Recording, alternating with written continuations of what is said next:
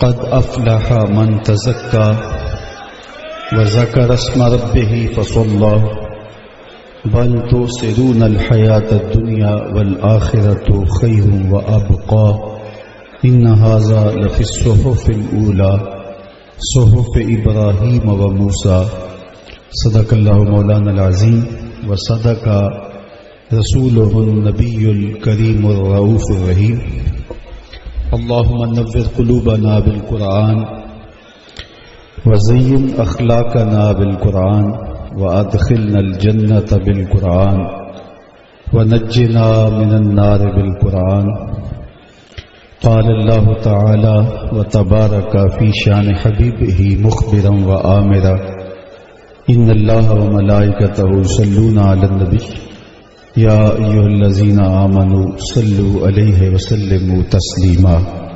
اللهم صل على سيدنا ومولانا محمد معدن الجود والكرم صلاة وسلاما عليك يا سيدي يا رسول الله وعلى آلك وأصحابك يا محبوب رب العالمین.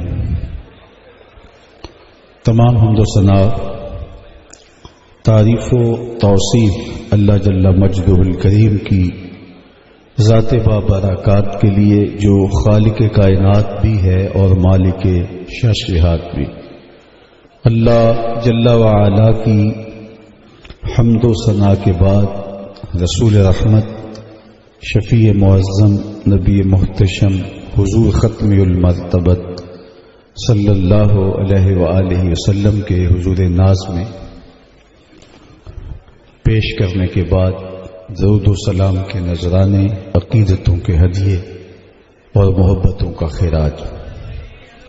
واجب الاحترام ذوی الاحتشام معزز محتشم سامعین حاضرین، السلام علیکم ورحمۃ اللہ وبرکاتہ. مجھے اس بات کا شدت سے احساس ہے کہ جس طرح یہاں اور باہر صحن میں سڑک پہ لوگوں کا ہجوم ہے، تو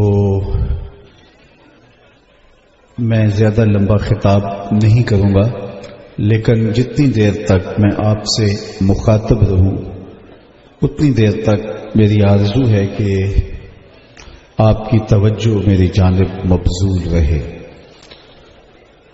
یہ انتظامی مجبوریوں کی وجہ سے کچھ لوگ اپنے کاموں میں لگے ہیں، تو آپ حوصلے اور صبر کے ساتھ اپنی توجہات کو یکسو رکھیں. نظر نہ بھی آ رہا ہو تو آواز پہنچ رہی ہے تو یہ کافی ہے. آپ تو پھر ہال میں ہیں، جو لوگ باہر ہیں تو ان کو تو یہ بھی ماحول میسر نہیں، تو اللہ کا شکر ادا کریں. میں نے کتاب رحمت قرآن مجید سے جو کلمات تلاوت کی ہیں ان میں ارشاد کیا گیا قد افلح من تزکا، کامیاب وہ ہوا جس نے اپنے من کو ستھرا کر لیا، جس نے اپنے من کی پاکیزگی کا ساماں کیا، اپنے اندر کی ستھرائی کے لیے کوشش کی اور اندر کے میل اتار لیے. حقیقی کامیابی اور کامرانی اسی کا مقصود ہے. حضرت عبداللہ بن عمر رضی اللہ تعالی عنہ فرماتے ہیں کہ ایک دن حضور نے ہمیں ارشاد کیا کہ جنتی دیکھنے کا شوق ہو تو دروازے پہ دیکھو. تو ہماری نگاہیں دروازے پہ لگ گئیں کہ دیکھیے آج کون خوش نصیب آتا ہے. تو ہم نے دیکھا کہ ایک بوڑھے بزرگ تشریف لائے، تازہ آثار وضو ان کے چہرے پہ نمایاں تھے اور بائیں ہاتھ میں انہوں نے اپنا جوتا پکڑا تھا. آ کے بیٹھ گئے، مجلس برخاست ہوئی، ہم لوگ گھروں کو پلٹے. دوسرا دن آیا تو پھر وہی کیفیت پیدا ہوئی اور آقا کریم نے فرمایا کہ میرے اصحاب جنتی دیکھنے کا شوق ہو تو دروازے پہ دیکھو، جو شخص مسجد میں ابھی داخل ہوگا وہ جنتی ہوگا. تو کہتے ہم نے پھر توجہ کی کہ دیکھیے آج کون خوش نصیب آتا ہے. تو دیکھا کہ وہی بزرگ دوبارہ اسی حالت میں تشریف لائے. بائیں ہاتھ میں جوتا پکڑا تھا اور تازہ آثار وضو چہرے پہ حویدہ تھے۔ تیسرا دن آیا تو پھر کہا کہ جنتی دیکھنے کا شوق ہو تو دروازے پہ دیکھو۔ کہتے ہم نے پھر دیکھا تو وہ بزرگ دوبارہ اسی حالت میں تشریف لائے۔ خیر مجلس اختتام کو پہنچی، لوگ گھروں کو پلٹے تو میں اس بزرگ کے پیچھے چل پڑا اور میں نے کہا کہ میری والد گرامی سے کوئی شکر رنجی سی ہو گئی ہے، کوئی ناراضگی سی چل رہی ہے، تو اگر آپ مجھے 3 دن کے لیے اپنے پاس رکھ لیں تو آپ کی مہربانی ہوگی۔ انہوں نے کہا کوئی بات نہیں، آ جاؤ۔ فرماتے ہیں میری لالچ یہ تھی کہ میں دیکھنا چاہ رہا تھا کہ یہ عمل کون سے کرتا ہے، کہ آقا کریم نے فرمایا جنتی دیکھنا تو دروازے پہ دیکھو، اور 3 دن یہی دکھائی دیتا رہا۔ کوئی عمل ہوں گے تو میں بھی وہ اعمال دیکھوں اور اس کے تتبع سے اپنے من کی ستھرائی کا سامان کروں۔ میں ان کے ساتھ چلا گیا۔ خیر انہوں نے مجھے کھانا کھلایا، عزت دی، بٹھایا، میرے لیے بستر بچھا دیا اور خود بھی ایک جانب لیٹ گئے۔ میں چادر اوڑھ کے تاثر یوں دیا کہ میں سو رہا ہوں، لیکن میں سویا نہیں تھا، میں جاگ رہا تھا۔ میں دیکھنا چاہتا تھا کہ یہ عمل کیا کرتے ہیں، یہ کس طرح نوافل پڑھتے ہیں، عبادات کیا ہیں شب کی۔ لیکن ساری رات وہ بزرگ سوئے رہے اور میں طاق میں رہا۔ صرف اتنا تھا کہ جب وہ کروٹ بدلتے تھے تو اللہ کا نام لیتے تھے، باقی معمول کی نیند ہوئی۔ صبح ہوئی، میں بھی اٹھا، وہ بھی اٹھے، نماز پڑھی، ناشتہ کیا، باغ میں چلے گئے، سارا دن گزرا۔ شام ہوئی تو میں نے سوچا کہ ہو سکتا ہے میری وجہ سے کل انہوں نے معمولات ترک کر دیے ہوں، لیکن جو عادی ہوتا ہے معمولات کا وہ روز ترک نہیں کر پاتا، تو آج دیکھتے ہیں کہ ان کے معمولات کیا ہے۔ میں نے پھر چادر اوڑھی اور تاثر یہی دیا کہ میں سو رہا ہوں، لیکن میں جاگ رہا تھا۔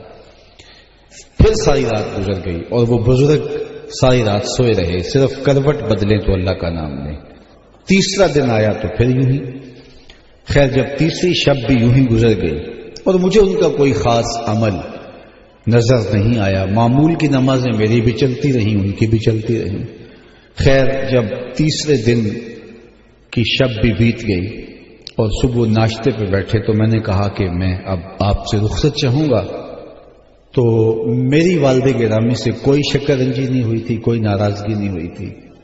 میں تو اس لیے آیا تھا کہ رسول کریم صلی اللہ علیہ وآلہ وسلم نے فرمایا تھا جنتی دیکھنا ہو تو دروازے پہ دیکھو، اور 3 دن تک آپ ہی آتے رہے، تو مجھے شوق ہوا کہ میں دیکھوں کہ آپ کے عمل کیا ہے، تو شاید آپ نے اپنے عمل مجھ سے چھپا لیے۔ تو وہ بزرگ فرمانے لگے کہ عبداللہ بن عمر ایسا نہیں ہے، میں نے کوئی عمل نہیں چھپایا، میرے وہی عمل ہے جو تم نے دیکھے ہیں، تمہاری وجہ سے میں نے کوئی معمول ترک نہیں کیا، لیکن ایک میرا عمل ایسا ہے جو تم دیکھ نہیں سکے، اور اگر تم اور دن بھی میرے پاس رہو تو شاید پھر بھی نہ دیکھ سکو، لیکن تم نے 3 دن یہاں ایک مقصد کے لیے گزارے ہیں، تو میں تمہیں خود بتا دیتا ہوں کہ وہ میرا عمل کیا ہے۔ کہتے ہیں میں ہمہ تان گوش ہو گیا، تو وہ بابا جی بزرگ فرمانے لگے کہ عبداللہ بن عمر، یہ جو میرے سینے میں رکھا ہوا دل ہے نا، اس میں کسی مومن کا بغض نہیں ہے، اس دل میں کسی مومن کے لیے حسد نہیں ہے۔ تو جب ہمارے دل صاف ہوں گے بغض سے، حسد سے، کینے سے، نفرتوں سے، تو اس دل میں جمال یار نظر آئے گا۔ لیکن ہم نے دل کے آئینے کو خود ہی گدلا کیا ہوا ہے اور خود ہی میلا کیا ہے۔ سویر سے لے کر شام تک ہم دیکھیں کیا کیا حسد پالتے ہیں، شریکہ برادریاں ہماری الگ ہیں، باہمی رقابتیں الگ ہیں، لوگوں سے دشمنیوں کے بت الگ پال رکھے ہیں، نفرتوں کے شیش ناک پھنکار رہے ہیں، اور عجیب ہماری تلخ زندگی ہے، اور اس کی تلخیاں خود ہماری زندگی کے سکون کو لوٹ چکی ہیں۔ اگر ہم چاہتے ہیں کہ ہماری زندگی خوشگوار گزرے، ہماری زندگی کے اندر ٹینشن نہ ہو، ہماری زندگی طمانینت کا مرقع بن جائے، تو سب سے پہلے اپنے دل کو کدورت سے صاف کرنا ہوگا، دل کے آئینے کو مصفہ کرنا ہوگا، اندر کی دنیا کو مزکہ کرنا ہوگا۔ کوئی جھاڑو لے کے دل نگر میں بھی آؤ، گھر تو سوار سوار کے رکھتے ہو، لیکن ذرا دل کی گلیوں میں بھی کوئی جھاڑو لگاؤ۔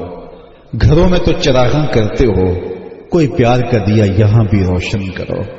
نفرتوں کے بت توڑو، ایک دوسرے کے قریب ہو جاؤ، اور جب مومن کے لیے، اہل ایمان کے لیے تمہارے دل نرم ہو جائیں گے تو دیکھنا کہ تمہارا رب تم پر کتنی رحمتیں نازل فرماتا ہے۔ تو سب سے بڑی چیز یہ ہے کہ ہم اپنے قلوب کی صفائی کا، اس کی تطہیر کا، اس کی پاکیزگی کا سامان کریں، کیونکہ سب بنیاد یہی ہے۔ دل اگر صاف ہے تو پورا بدن ٹھیک ہو جاتا ہے، دل اگر خراب ہو جائے تو پورا بدن خراب ہو جاتا ہے۔ میرے اور آپ کے آقا و مولا نے فرمایا الا ان فی الجسد مضغہ، انسان کے جسم میں گوشت کا ایک ٹکڑا ہے، اذا صلحت صلح الجسد کلہ واذا فسدت فسد الجسد کلہ، جب یہ صحیح ہو جاتا ہے تو پورا جسم صحیح ہو جاتا ہے، اور جب یہ خراب ہو جاتا ہے تو پورا جسم خراب ہو جاتا ہے۔ پھر ارشاد فرمایا الا وہی القلب، سن لو، گوشت کے اس ٹکڑے کا نام دل ہے۔ دل کی اصلاح پورے بدن کی اصلاح ہے۔ دل کی اصلاح سے فرد کی اصلاح ہوتی ہے، فرد کی اصلاح سے معاشرہ اصلاح پذیر ہوتا ہے، اور معاشرے کی اصلاح سے ایک خوبصورت زندگی کا تصور ابھرتا ہے جو ہمارا مقصود ہے۔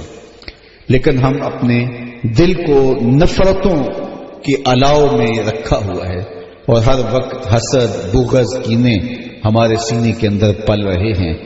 کسی کو اللہ کوئی دولت عطا کر دے، کسی کو عزت مل جائے، کسی کو شہرت مل جائے، تو ہم خام خواہ کی آتش غیظ و غضب میں جل رہے ہوتے ہیں۔ تو اپنے دل کی پاکیزگی کا ساما کرنے کی ہمیں تلقین کی گئی ہے۔ تو فرمایا یہ صحیح ہو جائے تو پورا جسم صحیح ہو جاتا ہے۔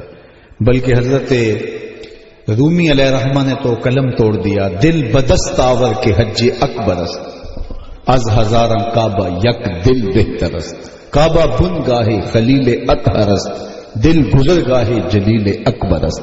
کہا دل کو قابو میں لے آ، یہی حج اکبر ہے، ہزار کعبے سے ایک دل بہتر ہے۔ کہا اس لیے کہ کعبہ حضرت ابراہیم خلیل کی گزرگاہ ہے، دل رب جلیل کی گزرگاہ۔ اور اگر کعبے بھی چلے گئے، دل ہی صاف نہ ہوا تو وہ کیا، کسی نے کہا تھا نا کعبے گیا گل نہیں مک دیجئے، دلوں نہ مکائیے۔ تو اس کا صحیح ہونا پہلی شرط ہے۔ دل کی اصلاح پورے بدن کی اصلاح ہے، اس کی ستھرائی پورے بدن کی ستھرائی ہے۔ تو اس لیے اس کو قابو میں کرو۔ یہ کائنات ہے۔ ہمارے صوفیاء پہلی توجہ دیتے ہی دل پہ ہیں۔ جو عالم ہوتا ہے اس کا حملہ دماغ پہ ہوتا ہے، لیکن صوفی کا حملہ دل پہ ہوتا ہے۔ وہ سمجھتا ہے دل ٹھیک ہو گیا تو پورا بدن ٹھیک ہو جائے گا۔ دل کی اصلاح پورے بدن کی اصلاح ہے، پوری کائنات کی۔ صوفیاء اس کو کائنات صغیر کہتے ہیں، چھوٹی کائنات۔ پوری کائنات کو اگر اس کا خلاصہ بنائیں تو دل بنتا ہے، دل کو پھیلائیں تو کائنات بنتی ہے۔ وچے بیڑے وچے چیڑے وچے ونج مہانے ہوں، 14 طبق دلے دے اندر تمبو وانگوں تانے۔ بظاہر ایک چھوٹی سی کائنات ہے۔ اقبال نے بھی کہا نا خودی کا نشیمن تیرے دل میں ہے۔ اتنی بڑی کائنات اس چھوٹے سے دل میں کیسے سما گئی؟ تو بات تو اقبال دلیل سے کرتے ہیں، خودی کا نشیمن تیرے دل میں ہے، فلک جس طرح آنکھ کے تل میں ہے۔ آنکھ کی تو ہماری پوری آنکھ روشن نہیں ہے، آنکھوں میں 2 سیاہ دائرے ہیں، وہ بھی سارے روشن نہیں ہیں، اس میں پھر 2 سیاہ نقطے ہیں، ان میں روشنی ہے، اور نظر اٹھاتے ہیں تو آسمان سمو لیتے ہیں۔ تو کہا جس طرح آنکھ کے چھوٹے سے تل میں آسمان سمویا جا سکتا ہے، اللہ نے حضرت انسان کے دل میں پوری کائنات رکھ دی ہے۔ اس لیے اس دل کی اصلاح پورے بدن کی اصلاح ہے۔ تو ہم نے اپنے دل کی پاکیزگی کے ساواں کرنے ہیں۔ تو کامیاب ہوا ہی وہی، حقیقی کامیابی اسے ملی کہ جس نے اپنے دل کو ٹھیک کیا، جس نے اپنے اندر جھاڑو دیا، جس نے اپنے باطن کی صفائی ستھرائی کے سامان کیے، جس نے اندر کے میل اتارے، اللہ اکبر، جس نے اپنے اندر کی غلاستیں دور کی۔ اندر جب صاف ہو گیا تو پھر سمجھ لو کہ کائنات سنور گئی۔ پھر اپنا شیشہ صاف ہو تو اس آئینے کے اندر کوئی بھی گدلا نظر نہیں آتا، اور اگر اپنا آئینہ گندا ہو تو پھر جس کو دیکھیں گے عکس اسی سے دکھائی دے گا۔ کس کو پتھر مارے ناصر کون پرایا ہے، دل کے شیش محل میں ایک ایک چہرہ اپنا لگتا ہے۔ تو جب دل محبتوں کی آماجگاہ ہو جاتا ہے تو پھر ہم آج یہ امت تقسیم ہو گئی گروہوں میں اور جو ہے وہ نظریاتی ٹکڑیوں میں ہم بٹ گئے اور ایک دوسرے کے گلے پھاڑ رہے ہیں اور ایک دوسرے کے جبے چیر رہے ہیں. آج جہاں ہم کھڑے ہوئے، کیا اگر رسول کریم صلی اللہ علیہ وسلم کا لایا ہوا دین ہم نے اچھی طرح سے اپنی روح میں جذب کیا ہوتا تو کیا حضور کے نام پہ ہم وحدت کا سبق نہ پڑھتے؟ محبت کی اس درس گاہ میں اگر ہم نے داخلہ لیا ہوتا تو پھر تشدد اور افتراق سے ٹکڑیوں میں بٹنے کے باوجود امت واحدہ کا تصور نہ ابھرتا. لیکن وہ سردار ابراہیم ذوق نے کہا تھا، افتاد و دو فریق حسد کے عدد سے ہیں، اپنا یہ طریق کے باہر عدد سے ہیں. یعنی اگر حسد کے حروف ابجد نکالیں تو 72 بنتے ہیں. تو وہ کہا یہ جو 72 فرقے بن گئے یہ حسد کی بنیاد پہ بنے ہیں، اپنا یہ طریق کے باہر عدد سے ہیں، ہم اس عدد میں شامل نہیں ہیں، یعنی حسد میں شامل نہیں ہیں. وہ کہتا اپنا طریقہ یہ ہے کہ ہم تو حضور کے نام کی بات کرتے ہیں اور امت واحدہ کی بات کرتے ہیں. تو جب حضور کا دیا ہوا نام اور پہچان اور حضور کی دی ہوئی شناخت ہمارے لیے کافی ہو جائے گی تو پھر امت واحدہ کا تصور ابھرے گا اور یہ امت پنپے گی، نشو و نما پائے گی اور ہم عالم کفر کا پھر کہیں جا کے کوئی مقابلہ کر سکتے ہیں.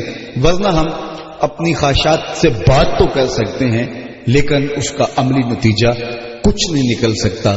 تو اس کی بنیاد ہمارے قلب سے ہے. اس لیے پہلی اصلاح نبی کا منصب بھی یہی ہے، یعلمہم الکتاب والحکمت ویزکیہم. نبی کتاب و حکمت کی تعلیم دیتے ہیں اور ان کا تزکیہ نفس کرتے ہیں، ان کے اندر کی ستھرائی کا سامان کرتے ہیں. تو یہاں بھی ارشاد کیا قد افلح من تزکا، کامیاب ہوا جس نے اپنے من کو پاک کیا، جس نے اپنے اندر کی ستھرائی کا سامان کیا. اللہ اکبر. اب اندر کی پاکیزگی اور باہر کے اعضاء کی پاکیزگی، مکمل تزکیہ انسان کو نصیب ہوتا ہے جب وہ اس کوشش میں لگ جاتا ہے. کچھ اعضاء انسان کے ظاہر کے ہیں، کچھ اعضاء اس کے باطن کے ہیں. کچھ بیماریوں کا تعلق اس کی آنکھ سے ہے، کچھ بیماریوں کا تعلق اس کی زبان سے ہے. سب سے زیادہ گناہ ہماری زبان کرتی ہے، جھوٹ یہ بولتی ہے. زبان کی وجہ سے جو ہے وہ بہتان تراشی ہوتی ہے. زبان بے قابو ہو جائے تو پھر غیبت اور چغلی کا بازار گرم ہوتا ہے. زبان کے بے قابو ہونے سے سب و شتم اور گالی گلوچ کا ماحول پیدا ہوتا ہے. زبان جو ہے وہ کسی کی دل آزاری کرتی ہے. انسان جتنے بھی گناہ کرتا ہے سب سے زیادہ گناہ اس کی زبان سے ہے. اس لیے میرے اور آپ کے آقا و مولا نے کتنی حکمت بھری بات فرمایا کہ تم اپنی پارسائی کی جگہ اور دو جبڑوں کے درمیان جو زبان ہے، ان دو چیزوں کی مجھے ضمانت دے دو، میں محمد تمہیں جنت کی ضمانت دے دوں گا. اس کو قابو میں کرو، اس کو کنٹرول میں کرو، یہ بے لگام نہ ہو. اس کو جب آپ کنٹرول میں کر لیں گے، اس کو قابو میں کر لیں گے، یہ اللہ نے یہ بغیر ہڈی کے گوشت رکھا ہے اور 32 دانتوں میں اس کو جکڑ کے رکھا ہے، مضبوط پہروں میں. لیکن یہ پھر بھی جب بے قابو ہوتی ہے تو اس کے نقصان سب سے زیادہ ہیں. اس لیے ہمارے ظاہری اعضاء میں ایک زبان آتی ہے، پھر ہماری آنکھیں ہیں، ہمارے کان ہیں اور ہمارا پیٹ ہے، ہمارے ہاتھ ہیں، ہماری شرمگاہی اور ہمارے اٹھنے والے قدم ہیں. تو ہم دیکھیں کہ ہمارے ہاتھ کسی پر ظلم تو نہیں کرتے، چلنے والے قدم کسی ایسی جگہ پہ چل کے تو نہیں جاتے جہاں ہمیں ہمارا رب نہیں دیکھنا چاہتا. علماء نے تقوی کی تعریف یہ لکھی ہے کہ تقوی یہ ہے کہ جہاں تمہارا رب تمہیں دیکھنا چاہتا ہے وہاں تم پائے جاؤ، اور جہاں تمہارا رب تمہیں نہیں دیکھنا چاہتا تم وہاں نہ پائے جاؤ. اگر تم اپنے آپ کو ایسا کر لو تو پھر تم متقی کہلاؤ گے، لیکن جہاں تمہارا رب نہیں دیکھنا چاہتا تم وہاں پائے جاؤ، اور جہاں تمہارا رب تمہیں دیکھنا چاہتا ہے وہاں سے تم غائب ہو، تو پھر تمہارے رب کی رحمتیں تمہارے اوپر نازل نہیں ہوگی. تمہارا رب 5 وقت تمہیں مسجد میں دیکھنا چاہتا ہے، اس لیے پکار آتی حی علی الصلاۃ حی علی الفلاح. لیکن وہاں ہم نہ پائے جائیں اور ہمارا رب جہاں ہم کو نہیں دیکھنا چاہتا وہاں ہم بھاگ بھاگ کے جائیں اور پھر کہیں ہمارے مالک کی ہمارے اوپر رحمتیں نازل کیوں نہیں ہوتی، ہم دنیا کے اوپر ذلیل و رسوا کیوں ہو رہے ہیں. تو ذرا میاں اپنے حوال پہ خود بھی تو غور کیے، خود دیکھیے ہم کھڑے کہاں ہیں. جب میں کہتا ہوں الہی میرے احوال دے، حکم ہوتا ہے اپنا نامہ اعمال دے. تو کہا کہ کامیاب وہ ہوا جس نے اپنا تزکیہ کیا. تو ظاہری اعضاء کا بھی تزکیہ کیجئے اور باطنی اعضاء کا. قلب کو حسد سے، بغض سے، کینے سے، نفرت سے بچائیے. اپنے دماغ کو تکبر سے بچائیے. سب سے پہلا گناہ اس کائنات میں جو ہوا تھا وہ تکبر تھا. ابا واستکبر وکان من الکافرین. جب حضرت آدم علیہ السلام کے لیے عزازیل کو سجدہ کرنے کا حکم نامہ ہوا تو ابلیس نے کہا آنا خیر منہ، میں بہتر ہوں. اور اس نے جو ہے وہ تکبر کیا اور اپنے آپ کو آدم سے بہتر گردانا، بلکہ اس پر دلیل کھڑی کر کے اللہ تعالیٰ نے فرمایا جب میں نے تجھے حکم دیا اور تم سجدہ ریز نہیں ہوئے. تو اس نے کہا کہ مالک خلقتنی من نار و خلقتہ من طین، تو نے مجھے آگ سے پیدا کیا، اس کو مٹی سے پیدا کیا. اب آگ کو اگر بھڑکائیں تو اوپر کو اٹھتی ہے، مٹی کو اوپر بھی پھینکے تو نیچے کو آتی ہے. تو آگ افضل ہے، مٹی مفضول ہے. تو کیا افضل مفضول کو سجدہ کرے گا؟ باقاعدہ دلیل لے کے کھڑا ہو گیا. جبکہ حکم ہے رب کا کہ میرے شاہکار کو سجدہ کر، میں نے اسے دستے قدرت سے بنایا. لیکن کہنے لگا میں افضل ہوں، یہ مفضول ہے، مجھے نار سے، آگ سے بنایا گیا. اب اللہ اگر چاہتا تو اس کی دلیلوں کو توڑ کے رکھ دیتا ہے، لیکن اللہ نے اس کی دلیل کا کوئی جواب نہیں دیا. کہا میرے دربار سے نکل جا.